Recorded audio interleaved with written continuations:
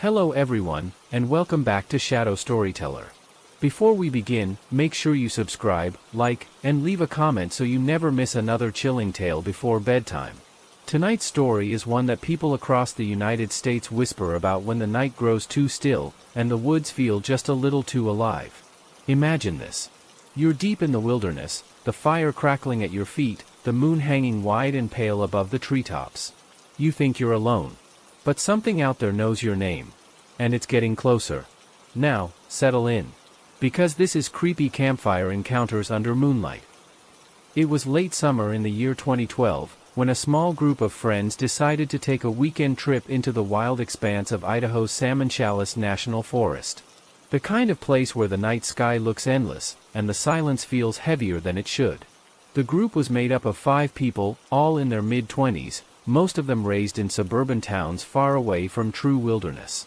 The only one who truly knew the outdoors was a quiet, thoughtful man named Orrin Hale, a name that carried a tone of old stories and forgotten trails. They arrived just after sunset on a Friday, the sky fading into a violet dusk as they parked their dusty pickup at the edge of an old logging road. The air was cool, tinged with pine resin and the distant, earthy smell of the river. They moved quickly, wanting to set up camp before the dark settled completely. By the time their tents were up, the forest around them had become a black ocean of shifting shadows. A strong breeze slipped through the branches, making them sway with long, whispering sounds. The others felt uneasy, though no one admitted it. Only Orrin seemed relaxed. He struck a match and lit the campfire, the flames rising in a warm, fluttering glow that pushed the darkness back a few feet.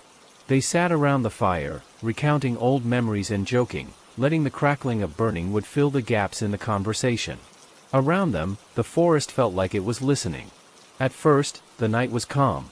The moon rose higher, round and pale, casting silver ribbons of light between the trees. Crickets sang. A distant owl called out with a hollow, echoing note. But then something shifted. The wind stopped. Completely. The sudden stillness was so absolute that it felt wrong, like the entire forest had taken a sharp breath and refused to release it. One of the friends, a lanky man named Traven, frowned and leaned forward, his voice low and uneasy. He whispered that he felt like they were being watched. The others laughed nervously, but their eyes darted around the tree line, searching for movement.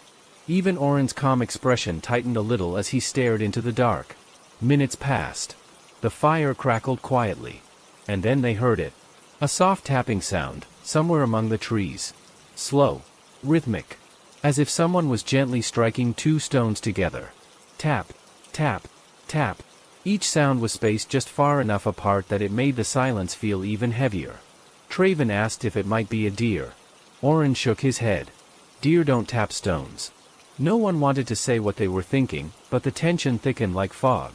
Someone joked again, but their voice quivered. The sound came again. Tap. Tap. Tap. Closer this time. Then, beneath the tapping, another sound joined in. A voice. Faint. Dragged through the trees like a breath carried on dying wind.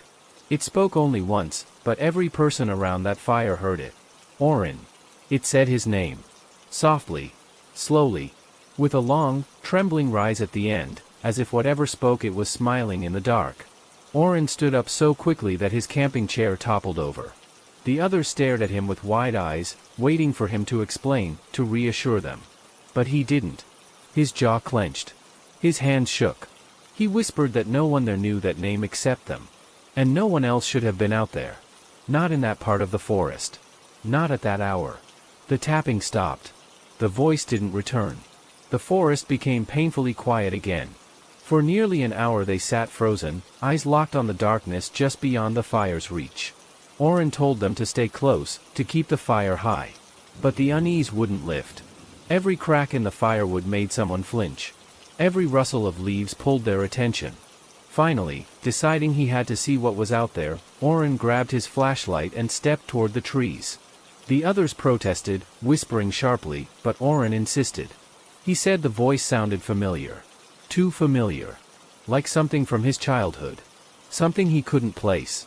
He swept his light across the trees, breathing slowly, his steps crunching softly on dry needles.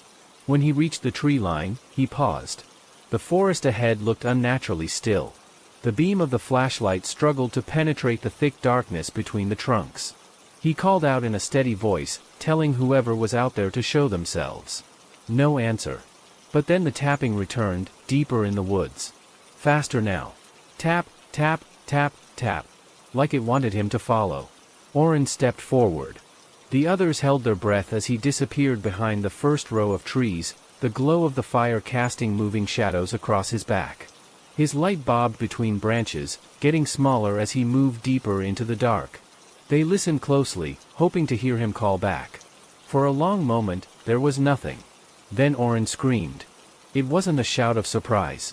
It was a raw, tearing sound of terror that cut through the night and sent the birds exploding out of the treetops. His flashlight dropped, its beam spinning wildly across the ground. The group leaped to their feet, shouting his name, panic ripping through their voices. But Oren didn't scream again. And something else started moving. It came from the direction where Oren had walked. Heavy steps. Slow, dragging steps. The sound of feet shuffling through dead leaves. The firelight flickered as a long shadow stretched across the forest floor, stretching toward them like an arm reaching out. Traven grabbed a burning stick from the fire, holding it in front of him as the footsteps grew louder. The others huddled close, fear clawing at their throats. Then, just beyond the light, a figure appeared. But it wasn't Oren. The shape stood unnaturally tall, its shoulders hunched, its body thin enough to look almost broken. Its head tilted slowly, like a curious animal. The firelight caught something on its face. Something pale. Something that reflected light like stretched skin. It took one step forward. Then another. The group backed away, their breaths sharp and shaking. The figure stopped at the edge of the firelight, its features still hidden in the darkness. But then it leaned forward, and for a moment, the flames illuminated part of its face. They saw enough. Its eyes were wide and glassy, with no light inside. Its mouth hung slightly open, as if caught between breathing and speaking. And its skin looked impossibly tight over its skull, as if it had been pulled too far. When it spoke, the voice was wrong. It sounded like Oren. But not exactly. More like someone imitating him. Slowly. Carefully. As if it was learning how his voice worked. It whispered his own name. Oren. The group broke. They sprinted toward the truck, stumbling over roots and rocks, shouting and crying as the thing stepped fully into the light. Its limbs moved like they were being controlled by strings. Its head jerked. Its mouth opened wider, too wide, revealing a darkness that seemed to swallow the firelight around it. They reached the truck, slamming the doors, turning the engine with trembling hands. As the headlights flared to life, they saw it standing between the trees. Watching. Motionless. Its face twisted into a slow, unnatural grin. The truck tore down the old road, gravel spraying behind them. No one spoke until they were miles away, when the forest finally disappeared in the rearview mirror. Even then, no one mentioned what they saw. Not that night. Not for years. Oren was never found. Some say the forest keeps things. Voices. Names. Faces. And some say that if you camp under the moonlight near Salmon Chalice and hear tapping in the woods, you should never follow it.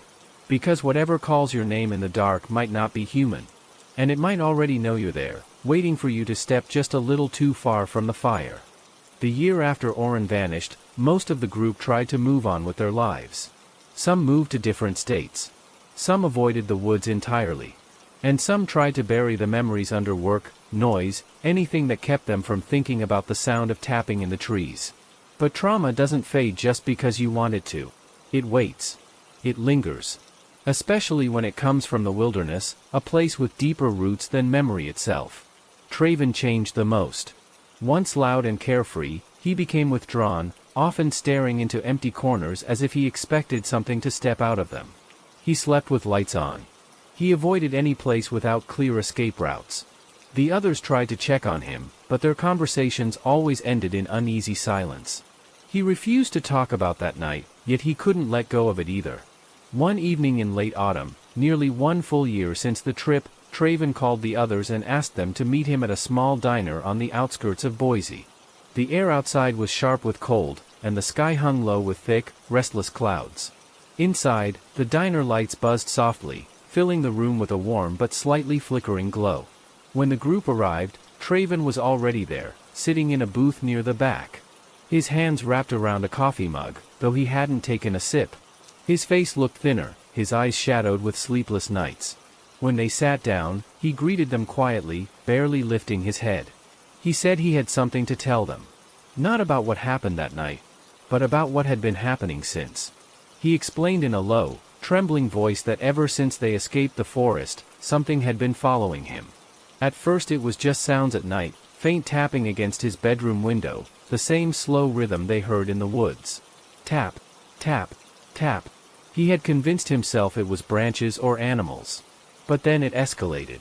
He began finding footprints outside his apartment. Not normal ones. Long, narrow. Too long. On nights when the tapping returned, he sometimes heard soft breathing through the cracks of the window frame. Once, he heard a whisper say his name the way the creature had said Oren's. But the worst happened 2 weeks before the diner meeting. Traven told them that he woke one night to see someone standing in the corner of his bedroom, a tall shadow with a shape disturbingly similar to the one in the woods. When he turned on the lamp, the figure vanished instantly, as if it had been waiting for the dark to protect it. What terrified him most was the faint print left on his carpet, a long, narrow mark pressed into the fibers. The others listened in stunned silence. None of them wanted to believe him, but deep down, each of them felt the same cold truth crawling up their spine. Something had been wrong since that night. They all sensed it. They all heard things, saw movements in the corners of their eyes, felt invisible eyes watching them. They just hadn't admitted it. Traven leaned forward, his voice cracking. He said he believed the creature took Oren, but not to kill him. He believed it copied him, learned him, used his voice. And now, it wanted more. Before anyone could respond, the diner lights flickered again. This time harder. Longer. The buzzing grew louder, almost drowning out the sound of cars passing by outside. The group looked around nervously as shadows stretched across the walls in strange, unnatural shapes. Then, everything went dark. The lights snapped off in an instant, leaving the diner in pitch black. A few customers gasped. Someone dropped a glass, the shattering echo filling the room. Traven froze, his breath sharp and uneven. In the darkness, something tapped against the window. Tap, tap, tap. The sound was unmistakable. It came from the glass just beside their booth. Slow. Deliberate. Each tap a cold reminder of the night that had started it all. Traven whispered that it had followed him here. Someone near the front scrambled to find their phone flashlight, and eventually, dim beams of light flickered around the room. A waitress apologized nervously, saying the entire block had lost power. But no one was listening. All eyes were fixed on the window beside Traven. When the lightning flashed outside, for a split second, they saw a shape. A tall figure standing in the parking lot. Still. Watching. Too thin. Too long. Its head tilted slightly, just like before. And though the flash was brief, they noticed something else.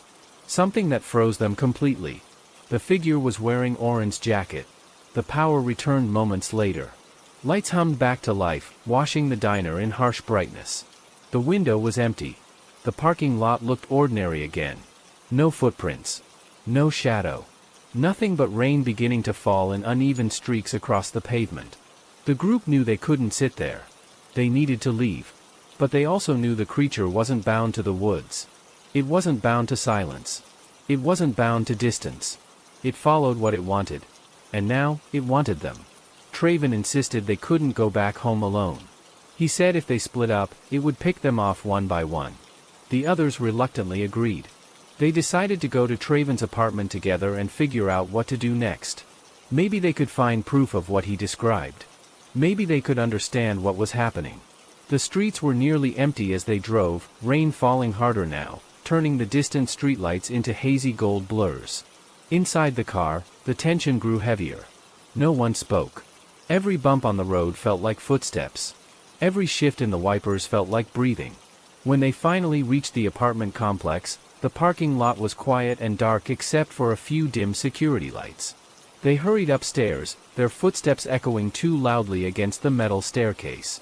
When Traven unlocked his door, the faint smell of dampness hit them. The apartment was cold, uncomfortably so, as if a window had been left open.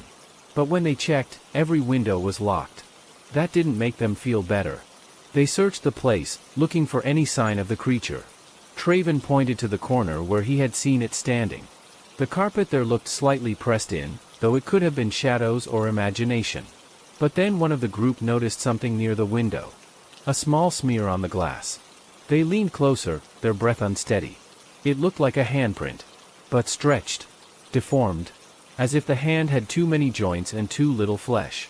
Traven began to panic, pacing the room. He said it didn't make sense. He had left earlier that afternoon, and the smear hadn't been there. He said he locked the door. He said he checked every window. The creature should not have been able to enter. Unless it didn't need doors. Unless it moved the way shadows move, slipping into places where light was weakest. Just as he said that, the lights flickered again. Then they heard breathing. Low. Ragged. Coming from the hallway outside the apartment. One of them approached the door slowly, placing an ear against the wood. The breathing grew louder, closer, like something pressed its face against the other side. The group backed away, fear squeezing their chest tight. Then, a voice spoke through the door. Not loud. Not aggressive. A whisper. The same whisper that had haunted their nightmares for a year.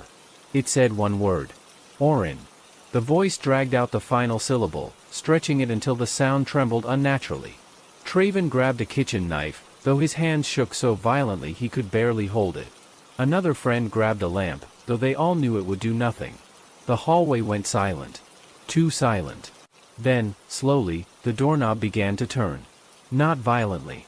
Softly. Patiently. As though whatever stood outside wanted them to hear each click, each shift of metal, each inch closer the door came to opening. Traven shouted for everyone to stand back. But as the door cracked open, something stopped it. Something held it in place. A long, narrow hand slid through the gap, its skin pale and taut, its fingers bending in unnatural angles as they gripped the edge of the door. The creature pushed. The door widened. A tall silhouette filled the frame. Its head tilted, eyes empty and blackened by shadow, its mouth open in a quiet, trembling grin. They saw Orin's jacket again. But the thing wearing it was not Orin. Its limbs twitched. Its shoulders rose and fell with each ragged breath.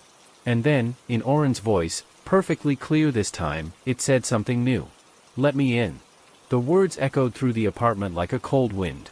The creature stepped forward, its movements jerky and uncoordinated, like bones shifting beneath too little flesh. The group stumbled backward, terror shaking their legs so violently they could barely stand. Traven screamed for them to run.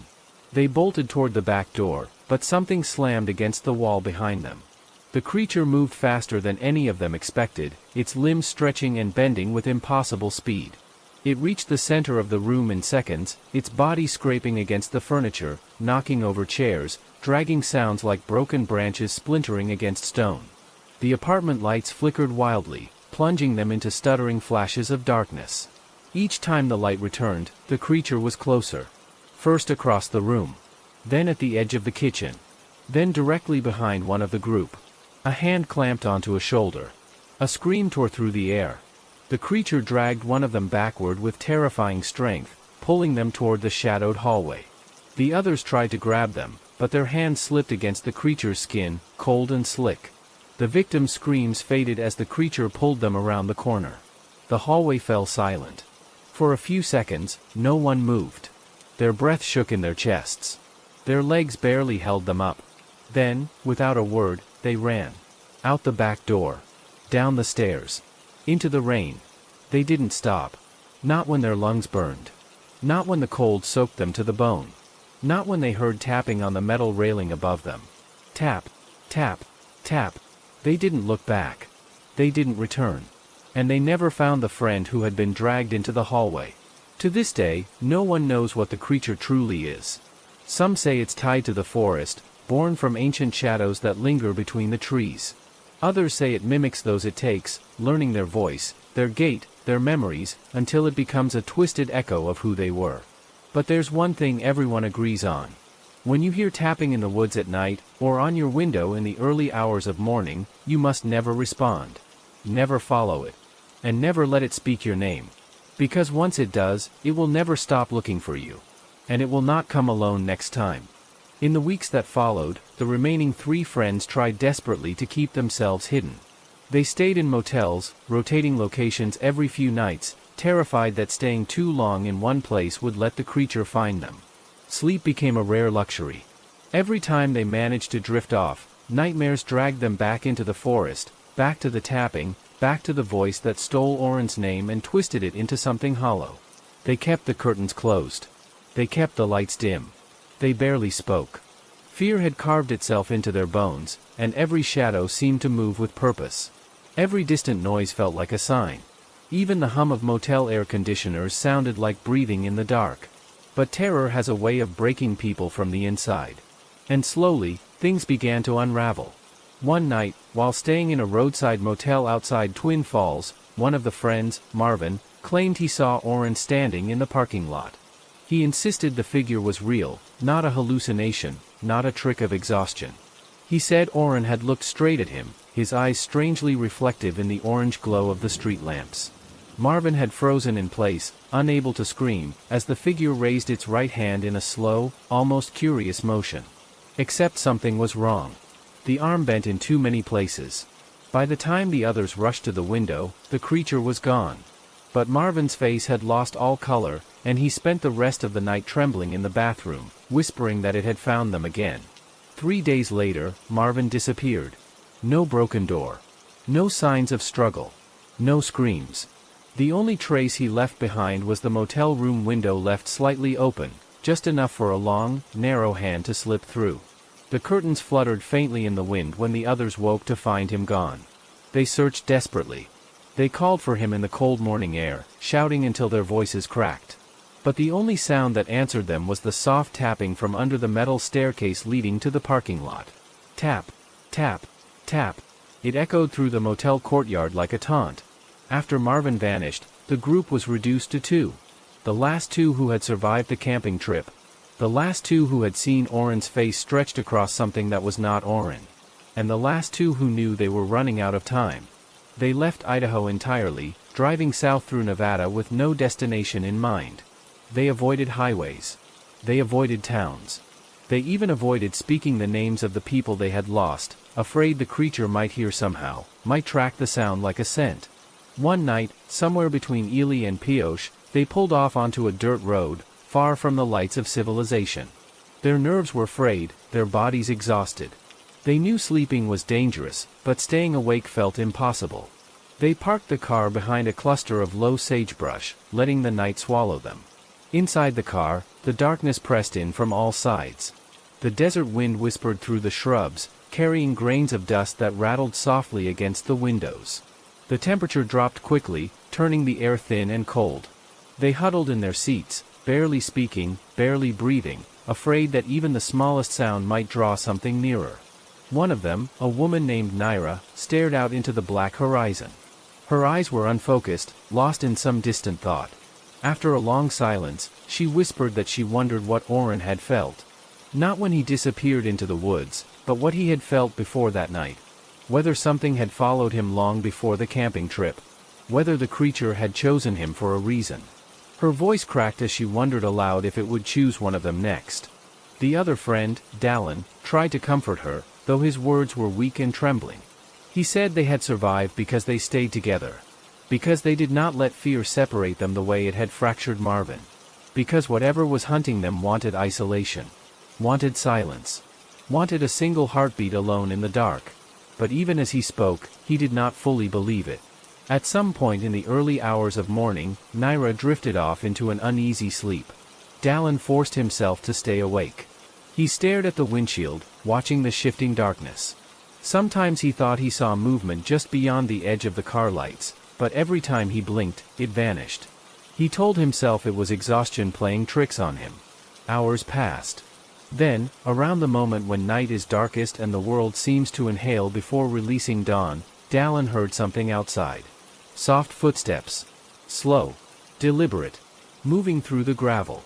He sat perfectly still, afraid that any motion would draw attention. The footsteps circled the car, one side, then the other, as if something were examining it. The car gently rocked with each shift of weight on the ground. Dallin reached out and touched Naira's shoulder, desperate to wake her silently. But before he could shake her gently awake, a shadow moved past the driver's side window. Dallin held his breath. A long, pale hand slid down the glass. then another. And then a face pressed against the window, so close that the condensation from its breath fogged the glass in slow, heavy circles. It was Oren's face. But stretched. Hollow. Faintly smiling. Dallin choked on a gasp as Naira woke with a soft jolt, her eyes widening instantly when she saw the silhouette staring in at them. She clapped a hand over her mouth to quiet her cry. The creature tilted its head. Then its fingers tapped the window. Tap, tap, tap. A familiar rhythm. A rhythm that had haunted them for a year. The creature moved its mouth, but the skin didn't move correctly, as if it were trying to operate features it didn't fully understand. Then, in a voice that trembled like wind moving through broken branches, it whispered a single word. Dallin. Naira's breath hitched. Dallin felt his blood freeze. And in that moment, the creature didn't blink. Didn't shift its weight. It simply waited. Slowly. Patiently. Like it expected him to open the door. Then the car alarm erupted. The sudden blare cracked the silence like a lightning strike. The creature snapped its head back, its body jerking unnaturally as it stumbled away from the window. Naira fumbled with the keys, desperately trying to silence the alarm, but the damage was done. The creature vanished into the darkness, moving with that terrifying speed they had seen before, limbs bending sharply, unnaturally. Naira shut off the alarm, but the ringing still vibrated in their bones. They did not stay another second. They drove until sunrise, and then they kept driving until the desert sand gave way to mountains, and the mountains gave way to open plains. They didn't stop. Not to rest. Not to think. Not to breathe properly. They knew stopping meant ending. They reached Colorado by the second night. And by then, they were barely functioning. They checked into an old mountain lodge, its wooden exterior weathered by decades of harsh winters. The front desk clerk barely looked at them, handing over a key with a sleepy wave. Their room was on the second floor, small and dim, with creaking floors and a narrow view of the forested slopes behind the building. The moment the door shut, Naira collapsed into a chair, covering her face with both hands. Dallin paced the room, shaking uncontrollably. He knew they couldn't keep running. No matter how far they drove, no matter how many towns they crossed, the creature always found them. And it was getting faster. He told Naira they needed to think differently. They needed to understand what the creature wanted. Why it mimicked. Why it hunted. Why it repeated names with such deliberate purpose. Naira shook her head, saying there was nothing to understand. That some things in the world were never meant to be known. That this creature came from a place deeper and older than logic. Dallin refused to believe it. Because if he did, then there was no hope at all. That night, as snow began to fall softly outside, covering the mountains in a quiet blanket of white, Naira and Dallin tried to rest. They took turns staying awake, though sleep came in flickering moments. Hours blurred together. The storm outside thickened, and the windows trembled softly with the weight of wind. Then, around 3 in the morning, Naira heard it. A soft tapping. Not on the window. From inside the lodge hallway. Tap, tap, tap. She froze. The sound came again. Closer. Louder. She shook Dallin awake with trembling hands. The tapping turned into slow footsteps, dragging slightly on the old wooden floorboards. The footsteps stopped outside their room. They heard breathing. Slow. Heavy. Pressed against the door. Naira covered her mouth. Tears streamed silently down her face. Dallin grabbed the lamp from the bedside table, though he knew it would do nothing. Their hearts pounded in their chests, loud enough they were sure the creature could hear it. Then the doorknob turned. Just like in Traven's apartment. Soft. Patient. Intentional. The door creaked open, only a sliver, but enough for a shadow to slip inside. The creature stood in the doorway, tall and twisted, Oren's jacket draped across its frame. Its mouth opened slowly, and in a voice nearly perfect this time, it whispered Naira's name. She broke. She darted toward the window, throwing it open despite the icy wind that blasted into the room. Dallin screamed her name, but she didn't stop. She climbed onto the ledge, her breath fogging in the bitter air. The creature moved. Fast. It lunged toward her, limbs snapping into motion with horrifying speed. Dallin grabbed its arm, trying desperately to pull it away from her, but the creature's strength was unreal. It threw him across the room, his back slamming into the dresser with a sickening thud. Naira made a choice in a split second. She jumped. Her scream was swallowed by the storm below. Dallin scrambled to the window, but the blizzard erased everything. She was gone. Lost in the darkness and snow. Inside the room, the creature slowly turned to face him.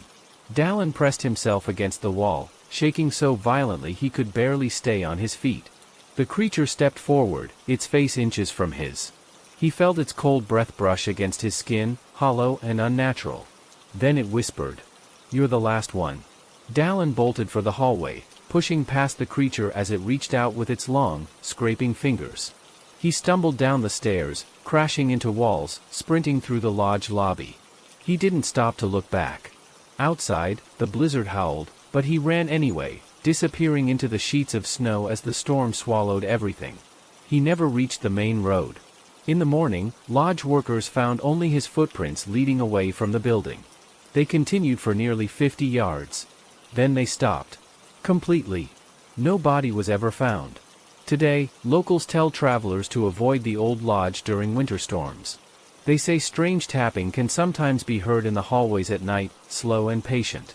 They say they've seen a tall figure wandering the tree line, moving with jerky, unnatural steps. They say it whispers names. Names that no one living should know. And on rare nights, when the storm clouds part and the moon shines across the mountains, some people claim they hear a distant voice calling from the forest. A voice that does not belong to the living. Calling softly. Calling persistently. Calling your name. For a long time after Dallin's footprints vanished into the snow, the mountains remained eerily quiet. Locals avoided the ridge behind the lodge, especially during winter, when the wind carried strange echoes along the dark pines. Some said those echoes sounded like whispers. Others said they sounded like someone calling for help. But no one who heard them went to investigate. They knew better. Stories travel fast in small towns, especially when they involve disappearances that make the air colder than the winter itself. The old lodge was eventually shut down. The owners boarded it up, claiming the foundation had become unstable from constant frost and shifting soil. But the locals knew the truth. They knew the building had become something else. A threshold of sorts. A place where the creature could slip into the world more easily. After all, it had claimed 2 lives there, and fear tends to leave cracks where nightmares can grow.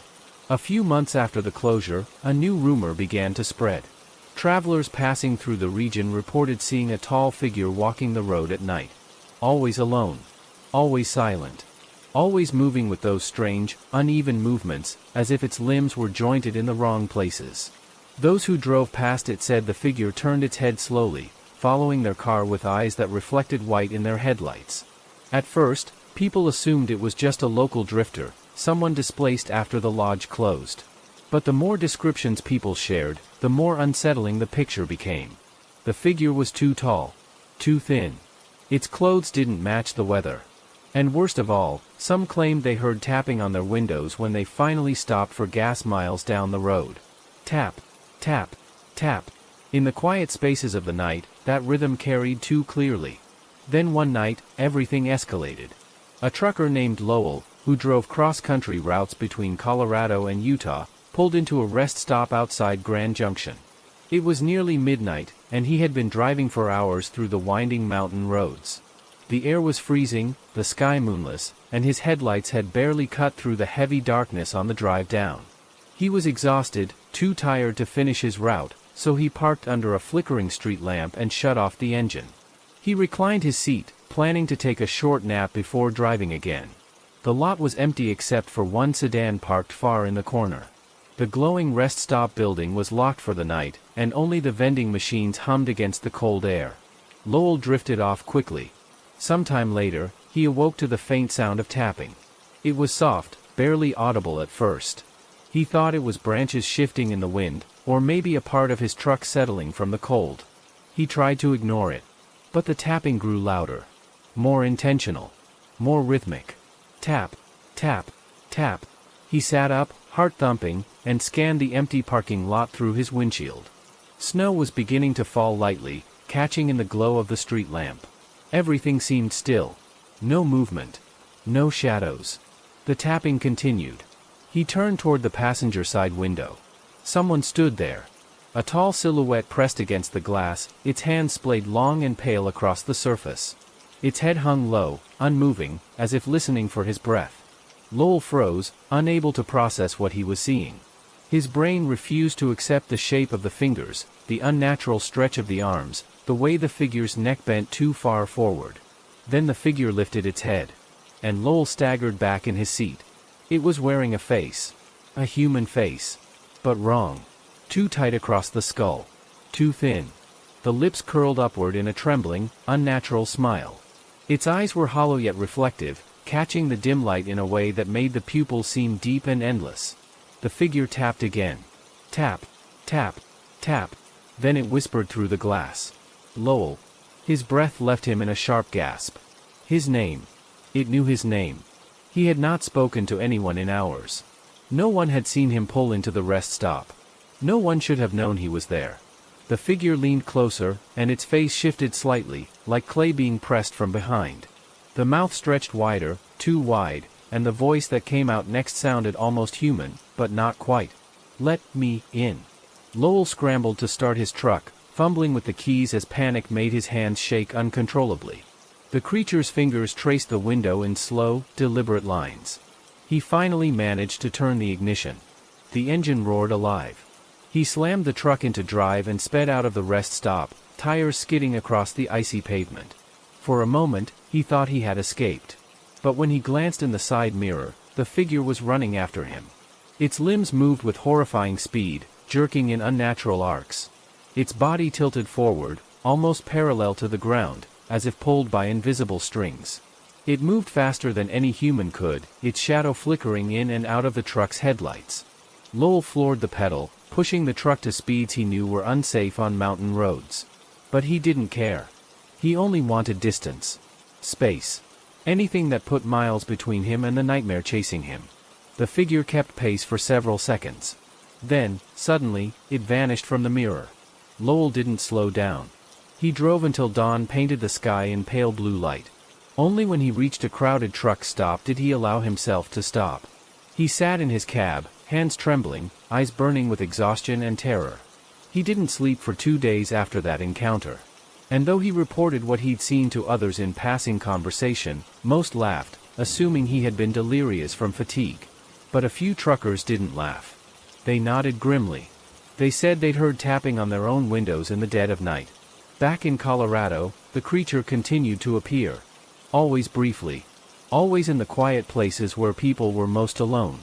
Hikers reported losing companions near the tree line, only to find footprints ending abruptly in the snow. A couple driving through the mountains claimed that a tall figure walked out into the road so suddenly that they crashed into a guardrail, avoiding it by inches. They said the thing didn't flinch. It simply watched them, head tilted, breathing heavily, before melting back into the forest. The creature was spreading its territory. It no longer haunted only the woods. It followed highways, back roads, trails, lodges, motels, rest stops, gas stations. Any place touched by fear. Any place where someone whispered a name or screamed into the night. And then came the recordings. A college student from Denver went camping in the San Juan Mountains with a group of friends. They were unaware of the region's stories. They brought music, food, laughter, everything but caution. On their second night, one of them recorded a video around the campfire. It started normally, just friends joking and roasting marshmallows. But near the end of the video, the fire crackled loudly, and a sound drifted in from the trees. A tapping. Barely audible. Tap, tap, tap. The group didn't notice it. Their laughter drowned it out. But the camera heard it. The next sound was a whisper. A long, drawn-out name. Not of someone from the original group who had vanished in the woods. A new name. One of the campers. A week later, the camper who owned the phone disappeared from her apartment in the middle of the night. Police found no signs of forced entry. No struggle. Just her bedroom window open and a faint smear on the glass, shaped like a long, narrow hand. More reports followed. Everywhere the creature went, it brought the same signs: the tapping, the whisper of a name, the wrongness in its voice. The terrible patience. The impossible speed. And always the same message. Let me in. Some claimed the creature didn't hunt randomly. It hunted those who heard about it. Those who believed in it. Those who feared it deeply enough to draw its attention. Some said speaking its presence aloud was enough to invite it to your door. Others said it chose people with unresolved guilt or trauma, feeding on the fractures within their minds. But there was one chilling pattern that became undeniable. Everyone it hunted had one thing in common. They all knew the story of Oren. They all knew the tapping in the woods. They all knew the creature that wore faces like masks. The more the story spread, the more people disappeared. Police reports rose. Missing person cases piled up. Yet the creature was never captured on clear footage. Cameras malfunctioned. Audio distorted. Batteries drained instantly.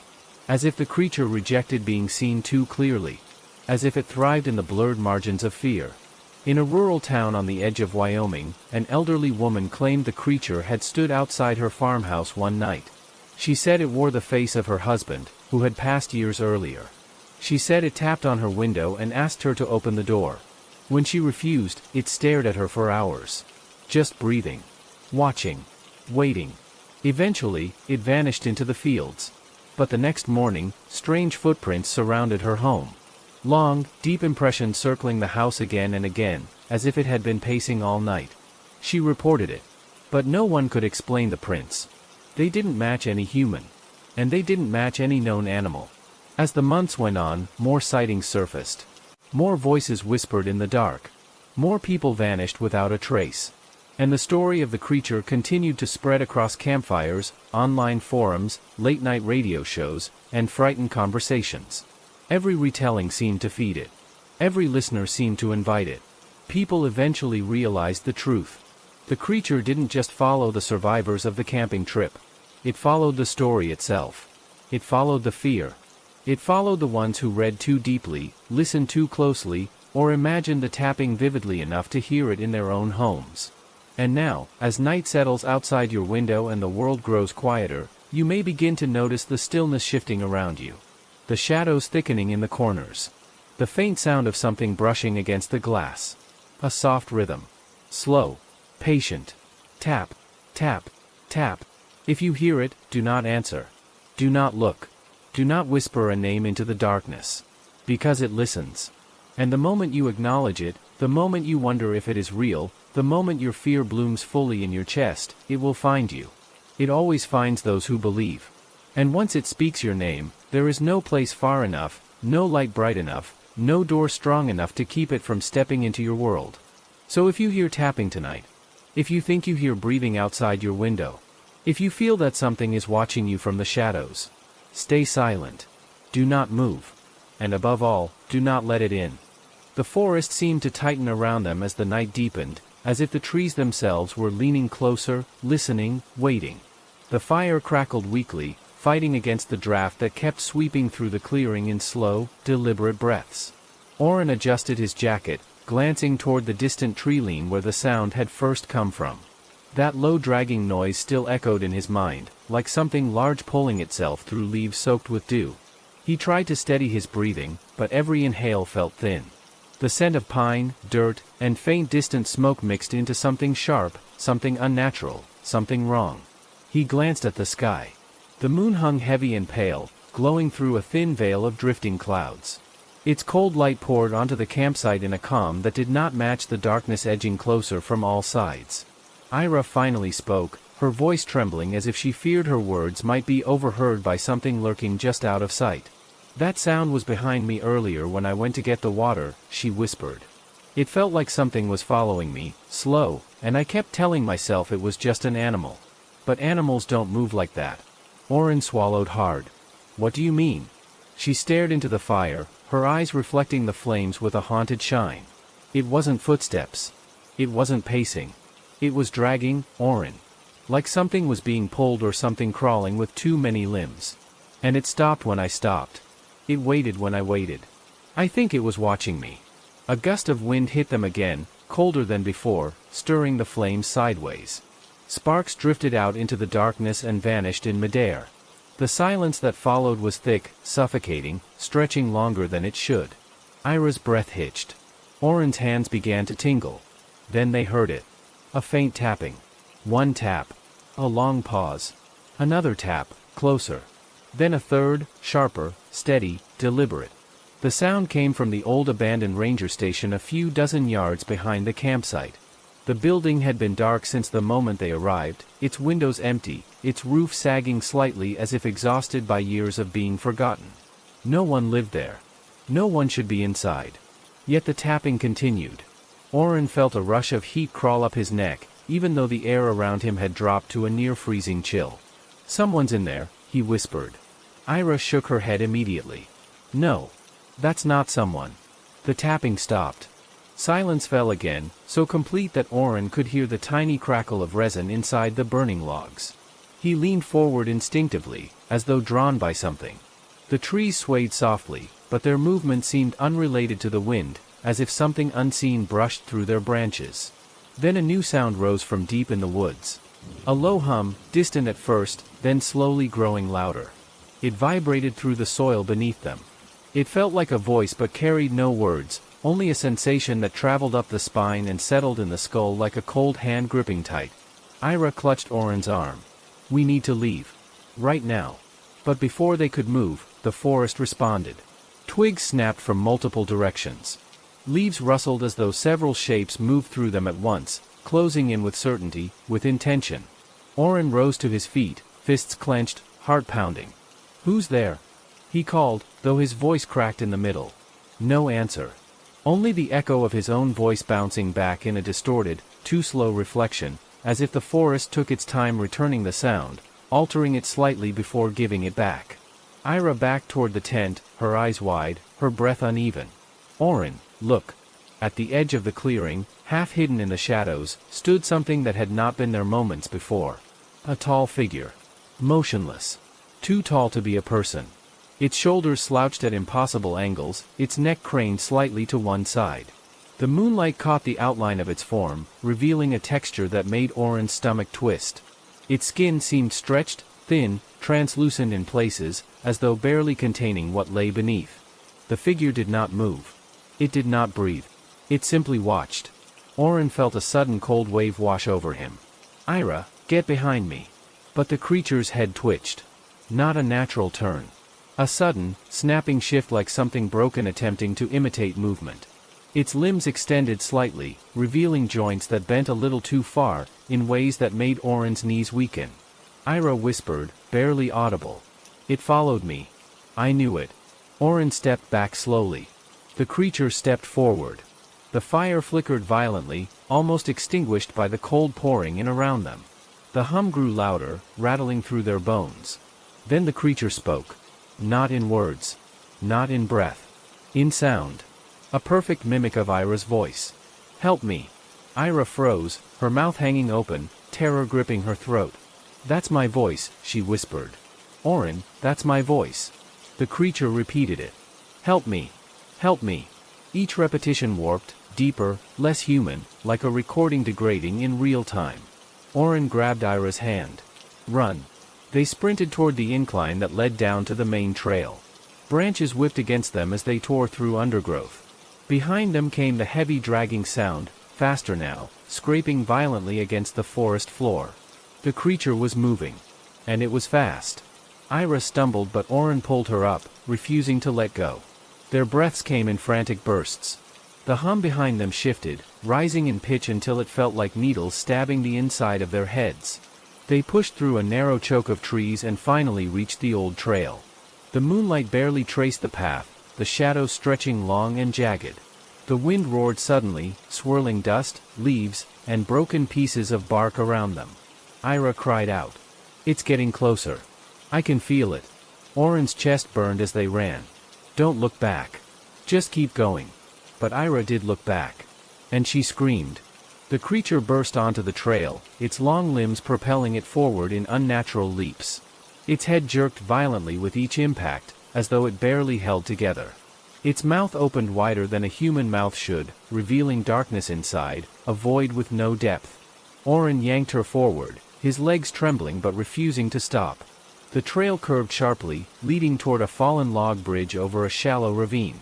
If they could cross it, maybe they could lose the creature in the thicket below. They sprinted onto the log, balancing on its slick surface as the wind howled through the ravine. The creature reached the edge, pausing for the first time. Its body twitched, assessing them with its hollow, unblinking stare. Then, slowly, it stepped onto the log. Oren felt the world narrow to a single point of fear. Go, Ira, go. They made it to the other side and leapt down the bank, rolling in the dirt. The creature continued across the log, each step echoing with a sickening wet crack. Oren grabbed a thick branch fallen nearby. His arm shook, but he raised it anyway. When the creature reached the center of the log, Oren struck the trunk at its base. Hard. The branch snapped, but the force was enough. The weakened log shifted, groaned, then split with a violent crack, collapsing into the ravine along with the creature. It fell, limbs flailing in jagged motions, its voice mimicking both Ira and Oren now in overlapping, distorted cries as it dropped into the darkness below. The forest swallowed the sound with a final shudder. Silence. Ira collapsed to her knees, shaking uncontrollably. Oren grabbed her and held her close, both of their hearts slamming through their ribs. But then they heard it. One tap. A long pause. Another tap. Closer. Then the creature's voice rose from the ravine below, clearer now, sharper, no distortion at all. Help me, Oren. Come back. Ira's eyes went wide. That's your voice. Oren felt his blood run cold as the tapping grew louder, climbing up the ravine wall. They backed away slowly, terrified, knowing the creature had not died. Knowing it would not stop. Knowing it had learned their voices perfectly. And as they turned and ran deeper into the darkness, the creature followed, tapping rhythmically, calling out in voices that no longer belonged to it, but to them. Help me. Please help me. Wait for me. Come back. Each sentence stolen. Each echo a claim. And the forest listened, holding its breath under the moonlight. The deeper Oren and Ira ran, the more the forest seemed to twist around them. The trail they had followed minutes earlier no longer appeared familiar. Trees bent inward in strange angles, forming a narrowing corridor of branches that scraped their shoulders as they passed. The moon, once bright above the treetops, now hid behind a veil of clouds so thick the sky looked bruised. The creature's stolen voices echoed behind them. Come back. Wait. Help me. Each call was clearer than the last, perfectly capturing the tremble in Ira's fear and the grit in Oren's determination. It sounded human. Too human. That was the part that made Oren's stomach clench. Something that should not exist was wearing their voices with ease. Ira gasped for air, stumbling again, but Oren steadied her. We have to find the road, he whispered. There has to be a way out. But the forest argued with him. The wind died, the air turned stagnant, and the smell of wet earth thickened until it felt like they were running through breath itself. A faint hum rattled the ground again, rising from somewhere beneath the soil like the forest had a heartbeat, slow and angry. Ira tugged his arm. Oren, look. Up ahead, just past the crooked silhouettes of old birch trees, a clearing opened under the moonlight. It was empty. Completely still. At the far end stood an enormous boulder split down the middle as though struck by lightning decades ago. Its sharp edges glowed faintly with reflected moonlight. Relief washed over Oren for a brief moment. We can hide behind that. Just until it passes. But Ira's eyes widened in terror instead. No. That's where it was watching me earlier. Before we heard anything. I saw something behind that rock. Something tall. The ground behind them trembled heavily. A dragging sound scraped closer. Oren's pulse hammered in his skull. We don't have a choice. Move. They rushed toward the boulder, slipping on moss and dead leaves, nearly falling before catching themselves. When they reached the stone's massive shadow, Oren pulled Ira behind it. They pressed their backs against the cold rock, breath shallow and uneven. The forest fell into an unnatural quiet. Then the tapping returned. Not far. Just on the other side of the boulder. One tap. A pause. Another tap. Closer. More deliberate. Oren squeezed Ira's hand as the creature's voice drifted over the top of the rock, soft and almost curious. Ira, where are you? It sounded exactly like him. Ira shook her head violently, tears streaming silently. Oren, that's you. That's your voice. He felt the blood drain from his face. The creature continued. Come out. It's safe. Please. Each word dripped with a calmness that wasn't his. The creature wasn't just copying their voices anymore. It was learning how to use them, shaping them into something convincing. Then something slid down the side of the boulder. A long limb, too thin, ending in fingers that touched the ground with a wet tap. The limb bent at its center, folding unnaturally, pulling the rest of its body closer. The creature's head appeared at the top edge of the stone, upside down, hanging like a puppet suspended by invisible strings. Its mouth opened, stretching painfully wide. "Oren, don't run from me." This time it used Ira's voice. Ira slapped a hand over her mouth to muffle her breathing. Oren's vision blurred at the edges as panic tightened in his chest. He grabbed a handful of dirt, his fingers trembling. The creature's head twisted, turning right side up with a series of sharp cracks. "I found you." It dropped from the boulder, landing on all fours, limbs bending at impossible angles. Its skin shimmered under the moonlight in pale, uneven patches. Its eyes, if they were eyes, were two dark pits that seemed to absorb the light entirely. Oren pushed Ira toward a gap in the trees. "Run now." They bolted from the boulder.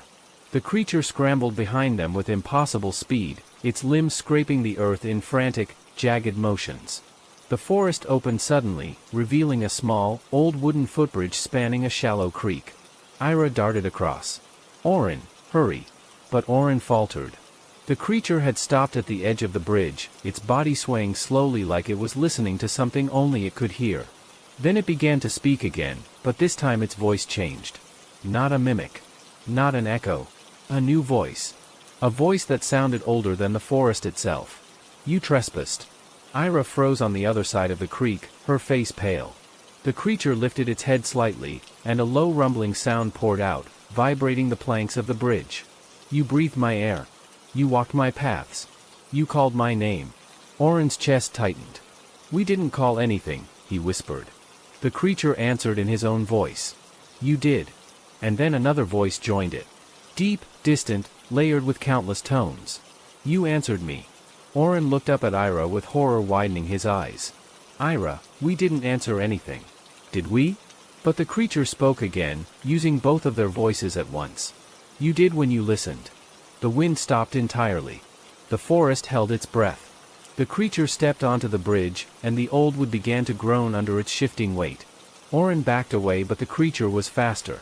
One elongated arm shot forward, grabbing his ankle with a grip colder than water from a winter river. Ira let out a scream. "Let him go." But the creature's voice replied, calm and final. "He stays." Oren clawed at the planks, fingers scraping wood, but the creature dragged him toward the darkness beneath the bridge. The old boards began to split. Cold water surged up between the cracks as though the creek had awakened, hungry. Ira lunged for him. "Oren, take my hand." He reached. But the creature jerked him downward with terrifying force. His hand slipped through her fingers. Oren vanished beneath the collapsing bridge. Ira screamed his name into the night, a sound swallowed quickly by the forest. The water stilled. The bridge quieted. And for a long, awful moment, Ira stood alone, trembling, staring at the place where Oren had disappeared. Then she heard it. Behind her. A voice. His voice. "Ira. I'm right here." She turned, hope flickering desperately in her chest. But the figure that stepped out from the trees was not Oren. It was taller. Its limbs were wrong.